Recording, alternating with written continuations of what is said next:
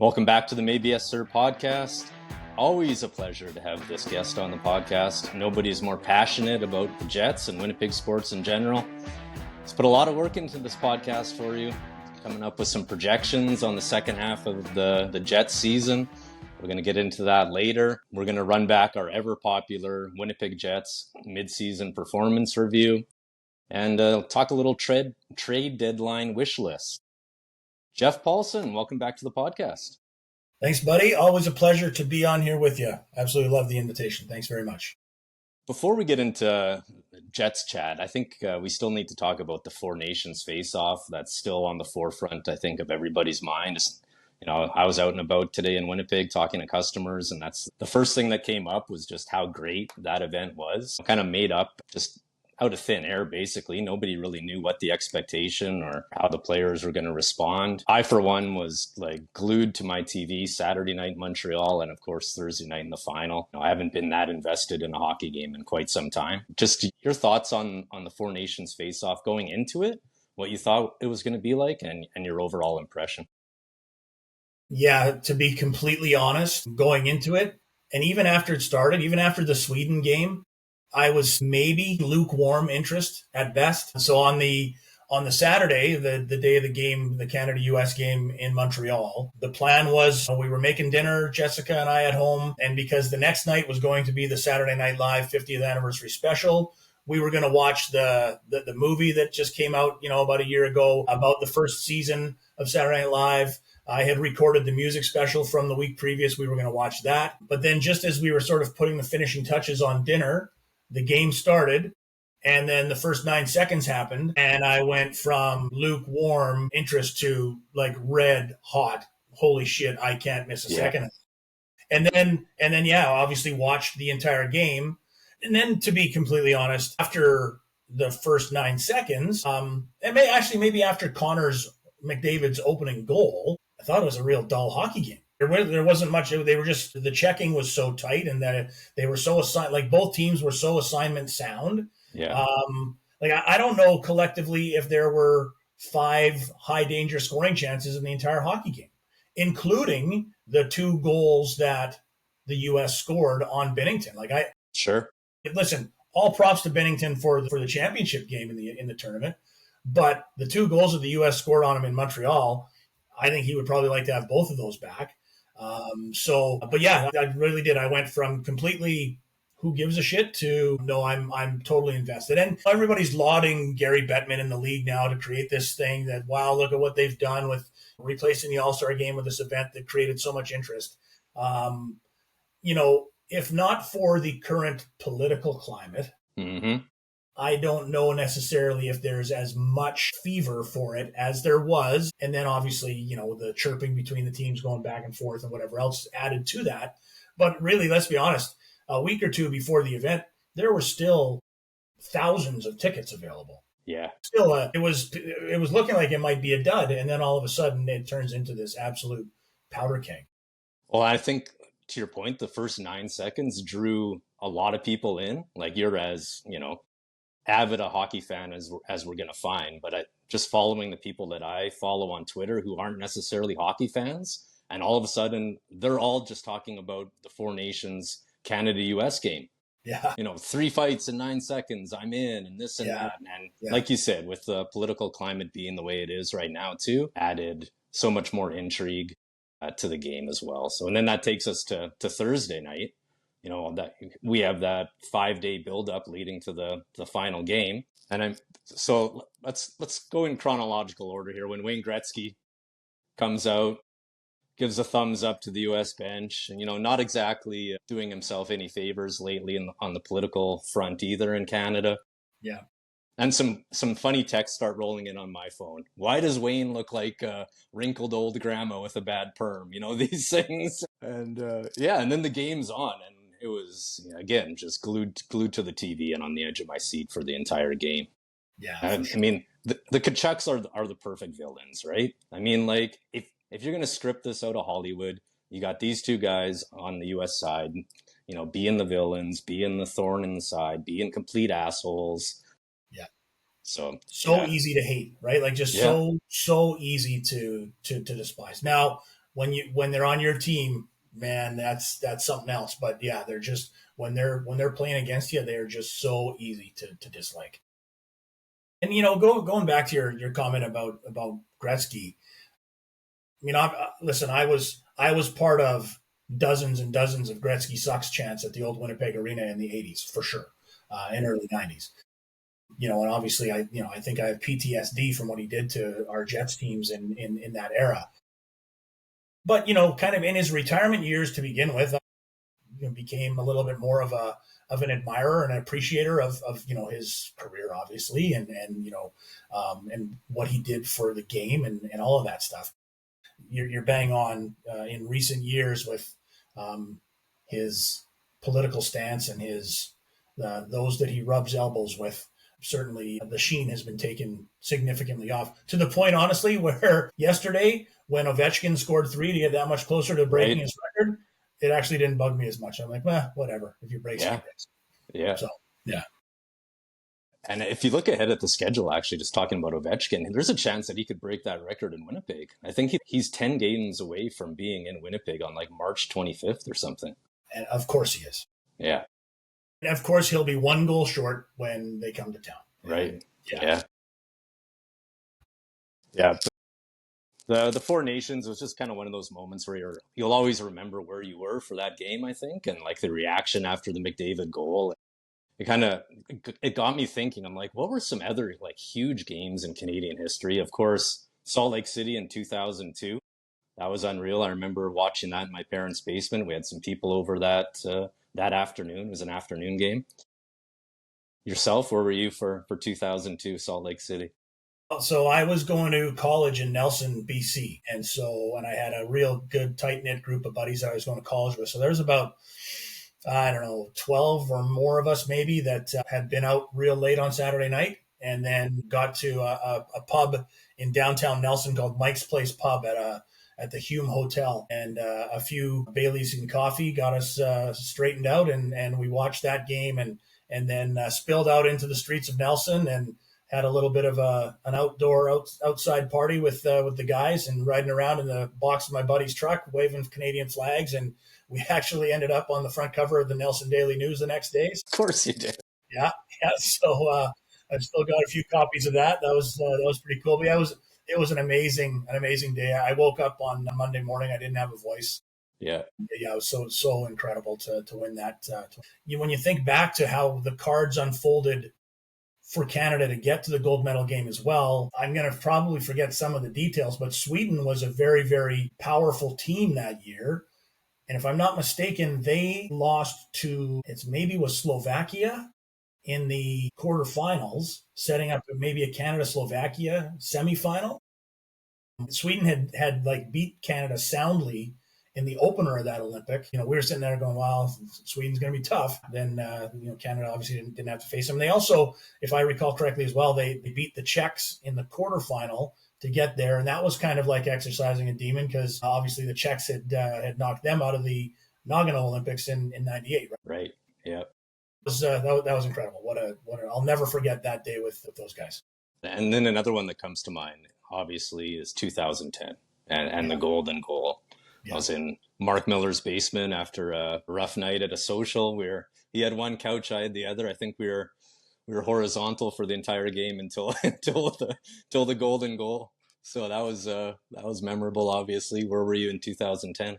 I was at Confusion Corner Bar and Grill with some of my best buddies, Greg Mitchell, Greg Sobey.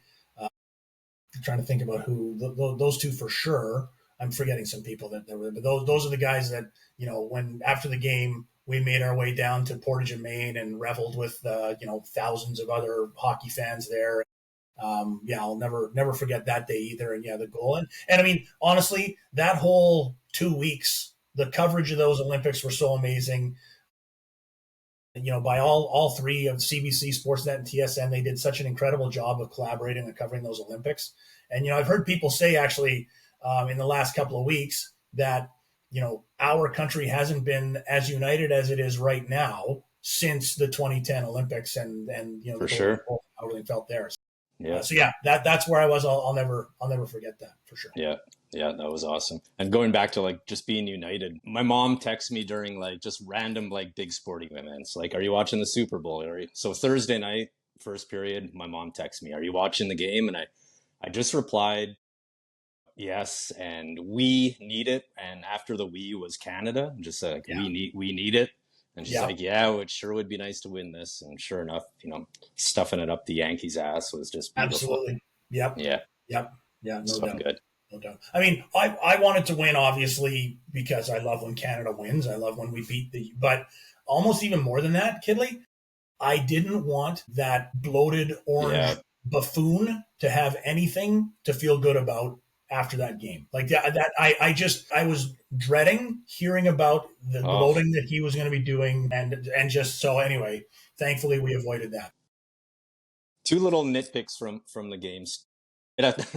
Unfortunately, Chantal Kreviazuk, I was kind of excited to see her come out of the tunnel, Winnipegger, to do the anthem. Not the best anthem performance that I've ever seen in that situation. And I didn't even know that she changed the lyrics until the next day, but just going off her vocal performance, I thought it was pretty weak. I don't want to drag her or anything, but you had sent me some stuff on her reasoning behind it, but I'm still of the mind that I just don't think you should change the lyrics of our anthem for any reason. I don't know what your thoughts are there. Yeah, I for the most part, I agree with you. However, again, given the current situation, I actually admire the stand that she took on the stage that she had. I admire the courage it took for her to do it, and obviously, I'm fully on board with her sentiment. So, and admittedly, so I'll paint you a little bit of a picture. As you know, my buddies and I would curl on Thursdays. So we were on the ice at 5:30 at the Granite on Thursday, and we hadn't gotten upstairs yet because we were going to watch the first period upstairs and then make our way to our respective homes and watch the rest of the game there. And so we hadn't gone upstairs yet before the anthems had been performed. But I can see I'm getting text messages on my phone as kind of down at ice level, and so I open one up, and one is from Jessica, my wife, and she something to the effect of, and she not realizing that it was Chantal Kreviazuk who was performing it, says, I swear to God, they mess up our anthem on purpose. And I thought, okay, that's interesting. And so we didn't see it here. And I got home, and now I'm at home watching in the second period, and I learned that it was Chantal Kreviazuk that performed. I said to Jess, you didn't know that was Chantal Kreviazuk? And she said, well, no, I didn't. She said, I muted it because after the first couple lines, I was like, I can't even listen to this. Yeah. And so then on the weekend, there was a replay of the full game. So I was able to actually, I made a point of watching to see the performance of the anthem. And maybe I was now a little bit biased because I understand the background and I have a little more context to it. I didn't hate it. Okay. Yeah, it wasn't off. Now, could we have had somebody else do it? Quite possibly, yeah. But this is a Grammy nominee. This is someone that has cachet in the United States. So yeah, I didn't despise it. The other nitpick I have, and the title of this podcast is based on a famous call by Vern Lundqvist. What were your thoughts on Cuthbert's call on the goal? He kind of laid out, it was McDavid for Canada, and then it was silence for like 30 seconds. Do you know what? We were yelling and screaming and cheering so much I wasn't really paying attention. Yeah. That's just something that I went back and kind of, because I missed it too, but I just went back and kind of was like, did I miss something or? Yeah. Yeah, no, I can't speak to that. Sorry. Okay. Yeah. That's just me getting a little too nitpicky with it. But other than that, obviously, just an amazing event. Yeah, for sure. Morrissey getting scratched as well before the game. I was like, shit, it would have been nice to see a Winnipegger have a big moment on an international stage like that. Then I got thinking, what Winnipeg Jet has had a really strong moment in international competition? So I'm gonna toss that first question to you, and maybe you could refresh some of our memories. Well, sure. I mean, other than Dale Hawerchuk in '87 at the Canada Cup. Yeah. Winning the draw and whatnot. Yeah, I mean, I don't know that there has been a current, like a player who was a Jet at the time in international play that has really made his mark. At the World Juniors, we've had draft picks and whatever else that have had some some pretty impressive tournaments. But Hawerchuk in '87 was really, to my recollection, the only Jet at the time who was a Jet while he was playing in the tournament that really had that that impact. And yeah, I mean, he won that draw in game 3 against the Soviet Union. He was player of the game that day. Just an absolutely incredible performance from, my childhood hockey hero. But then, you got me to thinking about it. And, Blake Wheeler, obviously he played in 2014 for the U.S. at Sochi, but he was kind of a non-factor. And, the U.S. was really kind of a non-factor in that Olympics. But you look, when you go back, there's a few others, though, that, before the NHL started participating in the Olympics, of course, you had Dave Christian on the 1980 Miracle on Ice team, and he came and joined the Jets kind of right after that Olympics had ended. And there's another Winnipeg Jet actually that was on that 1980 Miracle on Ice team. Also, Dave Silk was on that 1980 Miracle on Ice team, but obviously he didn't have anywhere near the career that Christian did. But the other one that I think is really kind of interesting is in 1992 at Albertville, the Jets had an absolute boatload of prospects playing in that Olympics. And again, it's before the NHL was sending players there. But, Timo Solani played for Finland in the 92 Olympics. Keith Tkachuk was with the U.S. And Alexei Zhamnov and Evgeny Davidov were with the Russian team, as well as perennial Norris Trophy contender Sergei Boutin. Who was also on that Russia team. He was on the Russian team? Yeah, he was. Come on. Yeah, he was. Shit. Yeah. But, and Tkachuk, of course, came and joined the Jets right after the Olympics and actually, looked quite good in that 7-game series that the Jets lost to the Canucks in the first round after having been up 3-1. But so Tkachuk comes in, makes his presence felt, and then obviously the next season we see what happens with Solani and Zhamnov coming to town. And Evgeny Davidov had a good rookie season as well. The four of them, Solani, Tkachuk, Zhamnov, and Davidov, of course, had 20 goals each, which I don't know has ever happened again or had ever happened prior to that 4 rookies had 20 goals on the same team. So, stemming from the 92 Albertville Olympics, that was a pretty big deal. Yeah, that's a good call out. And then, there were numerous players in the 1996 World Cup that, at the end of the previous hockey season had been Winnipeg Jets. But then, of course, the team moved to Phoenix and started, watching the Russians play and watching the Americans play and the teams that had players from our former team, I had already lost complete interest. I had already checked out. So watching those guys in the 96 World Cup didn't feel like watching our guys. Yeah. God, it's funny you bring up the 1996 World Cup because for whatever reason, I just went in today and looked up the Canadian roster from that team. There's one guy, and you'll probably know it right away, but I could not believe he was on the Canadian World Cup team in 1996. A defenseman, born in Saskatchewan, and played for the Canadians. Defenseman born in Saskatchewan, played for, was it Lyle Odeline? Lyle Odeline was on. Yeah. Great call. And I put you on the spot there. That's unreal that you came up with that, actually. Yeah, some interesting names on that team. Yeah. Lindros, Messier, Primo, Bill Ranford from Brandon, Manitoba, Sakic, Shanahan, Stevens, Verbeek, Yzerman, Brindamore, Blake. I mean, God. Yeah. And they lost, of course, into 96, right? Yeah, for sure. For sure. Yeah. It seems like there's always at least one guy who makes the team that is a head scratcher, right? Rob Zaminer on the 1998 team that went to Nagano. Rob Zaminer. Yeah. All right, let's get into some Winnipeg Jet talk. Pull out an overtime win tonight. Like I was alluding to, Jeff's created some projections for us to kind of forecast what he thinks the second half of the season is going to look like. But, thankfully with that win, he didn't have to go back in his computer and alter anything tonight. But before we get into that, let's talk mid-year review. And we're going to go kind of off the board a little bit here. And Jeff's going to provide some mid-year performance reviews for a few, I don't know about lesser known, but maybe some guys who don't get share of the limelight like the Kyle Connors and Mark Scheifele's do. So just to refresh everyone's memory, our mid-year performance review grading is as follows. A 1 is unsatisfactory. A 2 is needs improvement. 3 meets expectations. 4 exceeds expectations. And 5 is outstanding. I'm going to throw Gabe Vilardi at you first. Well, I mean, I don't think that there are many players, let's say, that we could talk about in this podcast tonight that wouldn't receive an exceeds expectations grade. And Gabe Vilardi would be one of those guys for sure. Going into tonight's game, 53 points in 57 games, including 26 goals. The guy's got absolutely incredible hands. He's an amazing passer. But maybe most importantly, knock on wood, is that he's been healthy. And he's played all the games that the team has been on the ice for this season to this point. Again, knock on wood. And there's still so much upside there.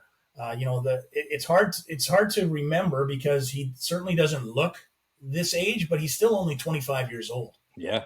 He looks like a 30-something-year-old grizzled veteran, but he's still only 25. Amazing. Coming into his own. And, I kind of, from day one when he arrived, he always kind of struck me as completely aloof and ambivalent about playing in Winnipeg and, could take it or leave it sort of a thing. But I've heard him on a couple of podcasts. I've heard him with Mitchell Clinton on the Jets ground control podcast. And I think that I completely misunderstood him. He's just a super, super dry sense of humor, funny guy. And I think that kind of comes through in interviews and whatnot, where it maybe seems like, he's ho-hum and doesn't give a shit. But no, it appears to me like he is totally invested in Winnipeg. He's totally invested in the Jets. And I just, now I'm so hopeful that we're able to sign him to a long-term extension and have him play, another 7 or 8 years in Winnipeg. And I've heard a lot of people talk about it, but if you're Gabe Vilardi and you're looking at the possibility of playing on a line with Mark Scheifele and Kyle Connor for the bulk of your career, how do you not? No kidding. Right? So, absolutely. So enamored with the season that he's having, and looking forward to watching him continue the success. Is he Canadian? He is, yes, from Southern Ontario. So that's a 4 for Gabe Vilardi. Nice goal on Saturday night for St. Louis as well, right? Yeah. 2 goals. Yeah, 2 goals on Saturday night. Next up, Dylan DeMello. Yeah, another kind of goes about his business. You don't notice him for the wrong reasons. I give him an exceeds as well. The only area maybe where you might say, well, he's only got 13 points in 57 games going into tonight. That maybe would not necessarily, you think, warrant an exceeds expectations, but he's absolutely a yin to Josh Morrissey's yang. He's super steady, super reliable. A great first pass leaving the zone. Another guy that appears to absolutely love it here. I'm so happy for him in his 600th game in the NHL versus Seattle with the game-winning goal. That was fantastic. And he appears to be, they talk about glue guys in the room. He appears to be one of those guys. When you watch the videos the next morning or what have you of the jacket presentation in the locker room, you always hear his voice. You always hear him being the guy that's really kind of whooping it up and having some fun. And I think that he's a guy that they absolutely love in that room. And I think he's just been a fantastic presence on the right side of the blue line. Next up, backup goalie in a key position. Obviously, Hellebuck's going to need some rest here coming down the stretch, you would think, anyway. Eric Comrie. Yeah, he's been a pleasant surprise, without question. I don't know necessarily that I would get him at exceeds, so I guess maybe we give him a 3, maybe a 3 plus, let's call it. But going into the season, I thought, man, that's maybe an area that we need to pay some attention and possibly upgrade. And I, like a lot of people, I think was surprised when he won the backup job over Capo Kakinen in the preseason and going into the regular season. But the guy's been solid, through 14 games, a 2.59 goals against average, a 910 save percentage. He had a better save percentage than all 3 Canadian goaltenders on the roster at the Four Nations faceoff. His win-loss record has kind of been battered a little bit by the Jets offense sputtering in his starts, but he had a huge shutout versus Carolina kind of going into the Four Nations break. And then obviously he had a big performance versus St. Louis coming out of the break with 3 stops in the shootout to salt away the win for the Jets. So really, really impressed with the way he's played. And, as we've talked about, and you sort of alluded to some of the kind of prognosticating I've done with respect to where the Jets might finish and what the competition needs to do. Could be a scenario perhaps down the stretch where wins aren't necessarily absolutely critical, and you might be able to give Hellebuck a little bit of a rest and have Eric Comrie take the pipes a little more frequently. For sure. And I think, in saying that, I believe he's earned the trust of the coaching staff to do so. Speaking of the coaching staff, Mr. Scott Arniel. Well, that to me has to be an exceeds as well. We're looking at a team right now that is 41-14-3. First in the Central, first in the West, and with the win tonight, while Washington is idle, now once again first in the NHL from a perspective of points. The guys seem to absolutely love to play for him. I've really, really admired his deployment of the players, and I love that he has given the autonomy to his coaching staff to address issues that sorely needed addressing, i.e. special teams. Mm-hmm. What a complete about face the Jets power play for sure. Penalty kill maybe not as much, but power play for sure. Just completely turned things around and has been such a critical part to the Jets being exactly like I said, first in the Central, first in the West, and first in the NHL. Going into tonight, number one power play in the league at 32.9%. Both units contributing. Yeah, it's been fantastic to watch. So Arniel for sure to me is an exceeds, and probably should be a very legitimate contender for the Jack Adams Award. Who else would be in contention for that if he doesn't get it? Yeah, well, Washington for sure is exceeding expectations. Mm-hmm. So that would have to be a serious contender there too. But beyond that, really, like I don't know that I don't know who else would be in the conversation right now. And like not a splash signing either, right? Like not a sexy decision to go with Arniel as the head coach. So yeah, I mean, just a tremendous job. For sure. I mean, I firmly believe that when Rick Bowness was hired 2.5 years ago, and Arniel was hired as the associate coach, and that's key to make note of. He wasn't the assistant coach; he was an associate coach. I firmly believe that it was we're grooming you to take over. Bowness never had any intention to coach for more than 2 years, and that it was going to be Arniel's team to take the reins of, and he's done so, and I absolutely love it. And of course, the homer that I am, I love that he was a Winnipeg Jets 1.0 draft pick. I love that he had 2 tours of duty with the Jets 1.0. I love that he was, best buddies with Dale Hawerchuk, all of that. So, yeah, I think he's just the absolute perfect fit. And we'll end the review with something a little bit light. What about the in-house band for the Winnipeg Jets this year, Mach 10? What are your thoughts on Mach 10? I have no issue with them. It's something new. It's something different. I've enjoyed the song selection when I've been there. So yeah, people of course are going to take issue with things like that, but really, if that's detracting from your experience at the game, I think you need to check yourself. So yeah, I have no issue with it. I like that they're trying to do some things that are different and new and a little fun. So yeah, it's been good. And I guess actually now that I think about it, they would be right above where you sit. Yeah, our old season tickets, they now move to the opposite side. They're on the they're on the penalty box side now. There you go. Fair enough. So let's give them a 3. Meets expectations. Is that fair? I didn't realize I was rating them. Okay. Yeah, sure. Yeah, meets expectations. Absolutely. All right. What about a trade deadline's coming up here, middle of March, I believe, right? Yes. If you were to look into your crystal ball and be like, yes, I want that guy, and whatever price the Jets have to pay, let's go out and get him. Throw us a few names who you'd like to see join the team for the second half of the year. Yeah, so trade deadline now, just 11 days away. Okay. 11 or 12 days, so a week from Friday, trade deadline. And the Jets are actually going to be in a very, very unique situation. I think a situation that they haven't really been in before, where not only are they a serious playoff contender, but they're probably a very serious contender to take a deep run in the postseason. And they've got $11 million in deadline cap space, which they haven't had in years previous when they've been in this similar position. So if we were really going to acquire all of the guys that I would love to see happen, it would require some salary retention from the other team or potentially from other teams in a multi-team deal.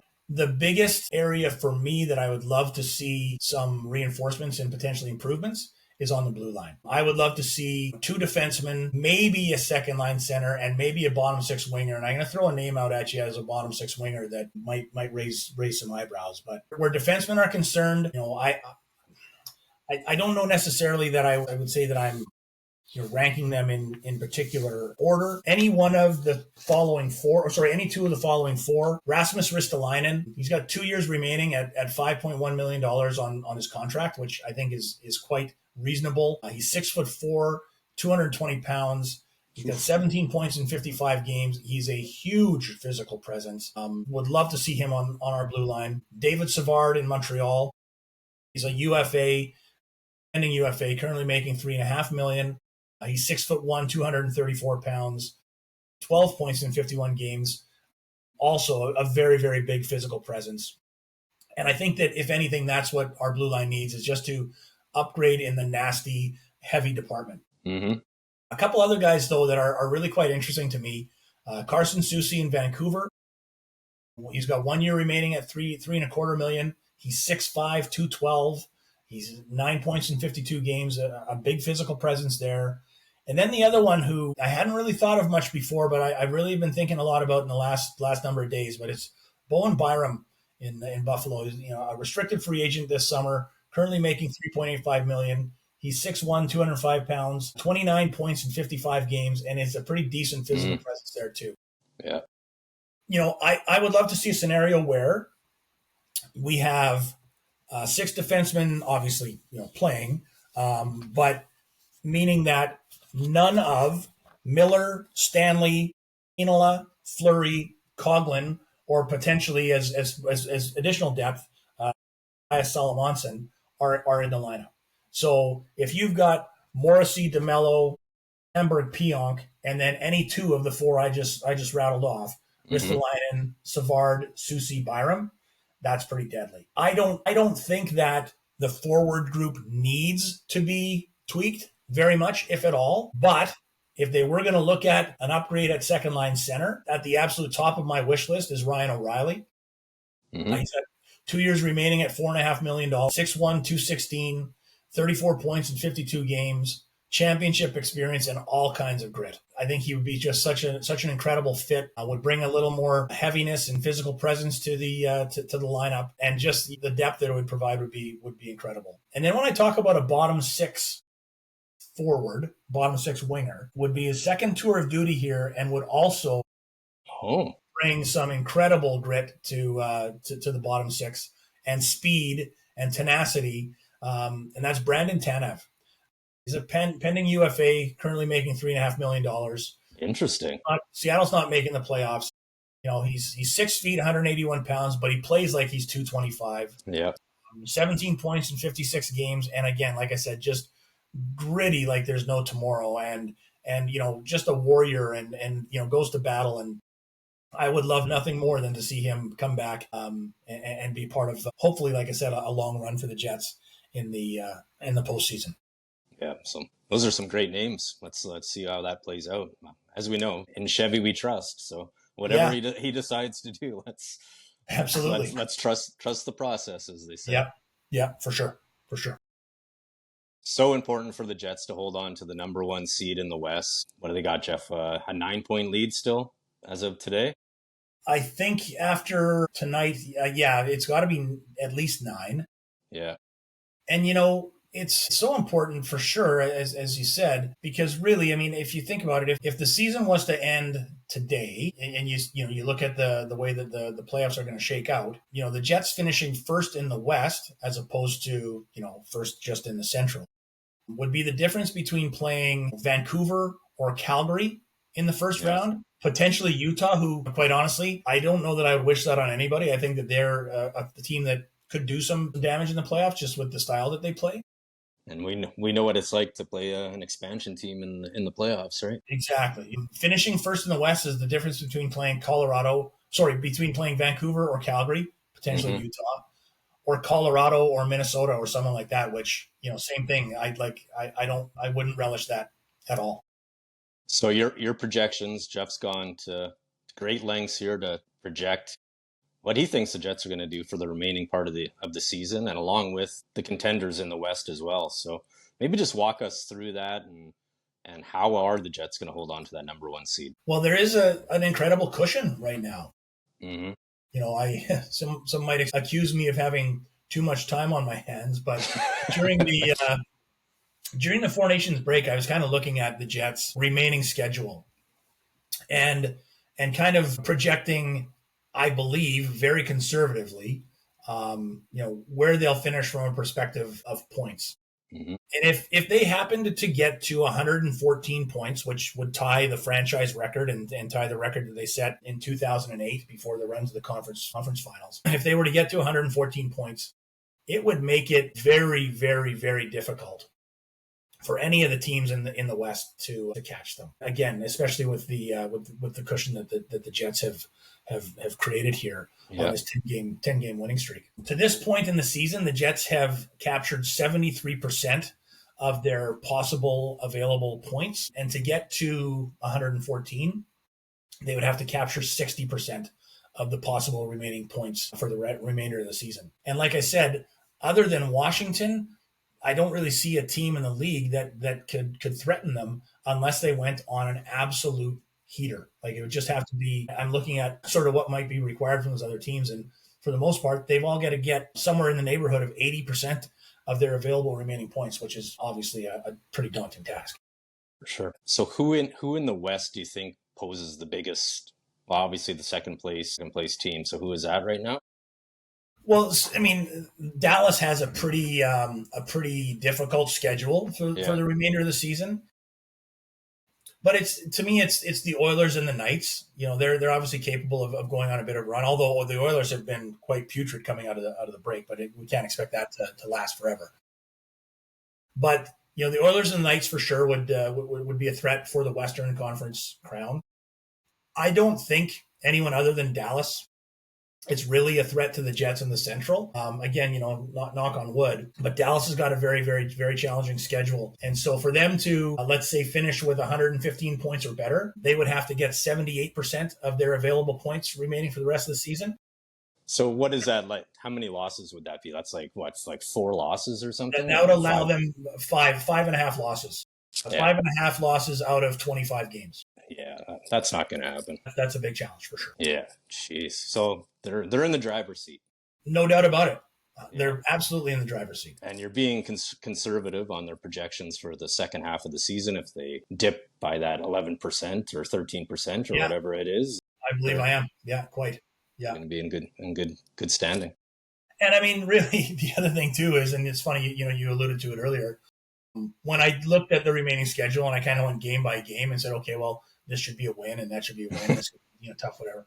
I had obviously St. Louis on Saturday night and San Jose tonight as wins, and both of those were pretty stressful. Obviously, you know, tying it with under 30 seconds left in both games and then winning it in extra time. Yeah, no kidding. Yeah, that helps. Well, let's hope that they continue on playing the way that they have been, and like you said, knock on wood, no major injuries, and stay healthy. See what happens at the trade deadline, and we got to have you on before the playoff run, just to project what's going to happen throughout the playoffs as well. Yeah, I would love that. You know, I was going to say too, when you talk about, you know, them doing what they have to do to continue, and talking about, you know, potentially making a deep run in the playoffs. And I'm sure if you went back and listened to when you had me on last year at this time, I probably said something very similar, and I would have meant it at the time. Yeah, because it did. But this team feels different, right? Like, you know, and I'm sure I said that a year ago, and it did feel different a year ago too. But this team feels even more different than that. And I'll give you the example. When I looked at the 5 games that the Jets had going into the Four Nations break, I went, oh man, here comes maybe that second half of the season swoon that you know we've been accustomed to so many times. You go into Montreal, which has been a graveyard for Jets 1.0 and Jets 2.0, right? You go into Boston, also, you know, a place where Jets teams have gone to roll over and die forever. You go into Washington, who's, you know, battling you for first place in the league, and has also been a near impossible place for the Jets to win since they came back in 2011. Then you're home to Carolina, who just picked up, Mikko Rantanen, and they're loading up and they're, looking real, powerful, and you shut them out 3-0. And then the Islanders, who, really aren't a threat in the East, but I didn't realize this. I think that I had read that the Jets had lost 10 of the last 11 versus the Islanders or something like that going into that game. That's a wild stat. Yeah. And then they go and they win that one. So to rattle off 8 in a row going to the break, and then they come out and they beat St. Louis to make it 9 in a row. And now a franchise and Winnipeg Jets NHL record, 10th win in a row tonight against San Jose. So just fantastic. There just seems to be, Kidley, a level of maturity, a level of composure, a level of calm. It just, I don't know. It just feels different, and it's exciting. For sure it is. Yeah. Can't wait for the playoff run. Nothing like it. Yeah, absolutely. Okay, Jeff, this was awesome. Great job by you. Let's connect before the playoffs start. Right on, buddy. Always a pleasure. Appreciate it.